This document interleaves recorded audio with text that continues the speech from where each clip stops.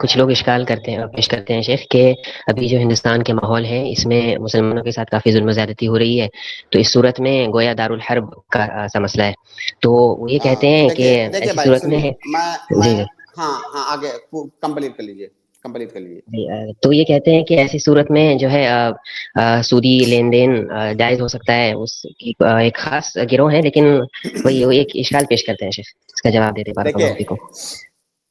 جو ہندوستان کو دارالحرب کہتا ہے اس نے شریعت کو کچھ سمجھا ہی نہیں ہے۔ آپ اگر کوئی ایسا آدمی عالم اگر ایسی بات کرتا ہے تو آگے سے اس کی بات کو آپ کالعدم مانیے، اس سے کوئی بھی مسئلہ پھر مت پوچھیے۔ جو ہندوستان کو دارالحرب کہہ رہا ہے، دارالحرب کا مطلب کیا ہوتا ہے؟ دارالحرب کوئی ایسا ملک جس کے ساتھ آپ کی جنگ چل رہی ہو۔ آپ کا ایک ملک ہے، چھوٹا ملک یا بڑا ملک، کیسا بھی ملک، اور ایک پڑوسی ملک ہے یا کوئی دوسرا ملک ہے جس کے ساتھ آپ کی جنگ چل رہی ہے۔ ہر مطلب جنگ ہوتا ہے۔ تو کیا مسلمانوں کا الگ سے کوئی ملک ہے ہندوستان میں؟ نہیں، بالکل نہیں۔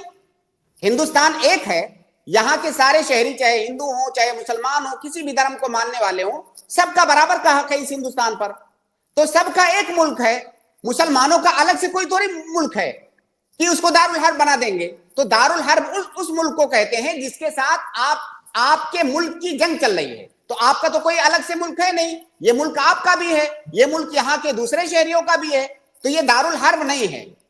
یہ پہلی بات، یہ سب سے بڑی غلط فہمی۔ اصل میں یہ جو بہت سارے جماعت اسلامی اور خارجی فکر کے لوگ ہیں، نوجوانوں کو اسی طرح سے گمراہ کرتے ہیں۔ وہ پہلے ایک مقدمہ باندھتے ہیں، پھر اس کے بعد نوجوانوں کو ورغلاتے ہیں۔ یہ اصل میں صرف یہاں مسئلہ سود کا نہیں آئے گا، اس کے آگے پھر اور بہت سارے مسائل بیان کریں گے۔ دارالحرب کے جتنے احکام ہیں سب اس پر لا کر کے لاگو کریں گے۔ تو بھائی یہ دارالحرب نہیں ہے۔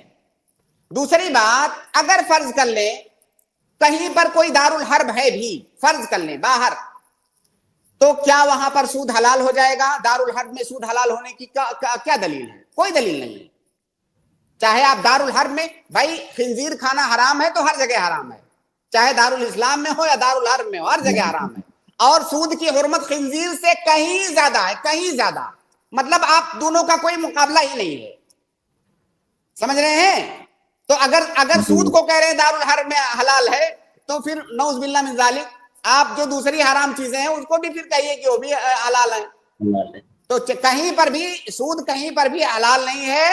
حلال ہونے کی صرف ایک شکل ہے کہ مجبوری ہو آپ کی، سود دینا یا لینا آپ کی مجبوری بن گئی ہو، جہاں پر کوئی راستہ نہ ہو۔ تو جس طرح مجبوری کی شکل میں کلمہ کفر کہنا بھی جائز ہو جاتا ہے انسان کے لیے، اسی طرح سے حرام چیز بھی حلال ہو جاتی ہے۔